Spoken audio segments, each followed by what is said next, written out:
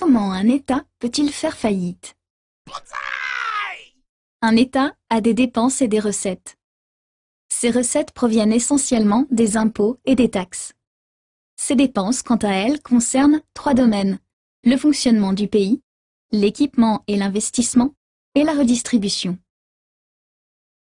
La différence entre ces recettes et ces dépenses de l'année s'appelle le solde primaire, qui peut être en déficit ou en excédent.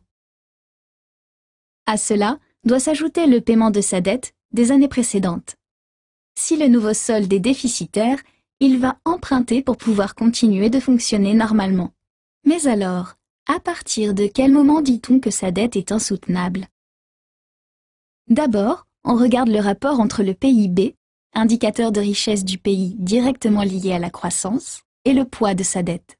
Si le pays a une croissance toute petite, le ratio se dégrade. La dette devient alors de moins en moins soutenable.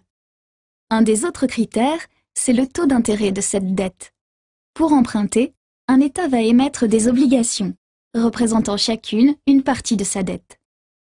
Ces obligations sont achetées et vendues sur les marchés financiers.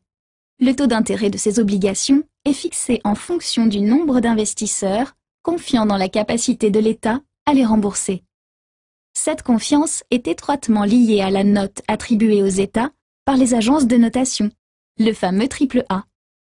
Cette note est basée sur plusieurs critères, comme la situation économique du pays, sa stabilité, sa politique monétaire et budgétaire.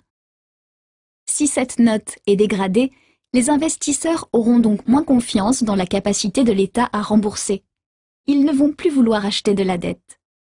Le taux d'intérêt va alors augmenter, ce qui alourdira le poids de la dette à payer chaque année. Pour stabiliser sa dette publique globale, l'État doit alors dégager chaque année suffisamment d'excédent primaire. Mais si la dette de l'année précédente est trop importante, ou si les taux d'intérêt sont très élevés, l'État peut se retrouver dans l'incapacité de rembourser cette dette sans souscrire un nouvel emprunt. Cet emprunt va créer une nouvelle dette pour les années futures et va dégrader sa politique budgétaire et ainsi potentiellement sa note attribuée par les agences de notation. Les taux d'intérêt vont de nouveau alourdir la dette et un nouvel emprunt apparaîtra.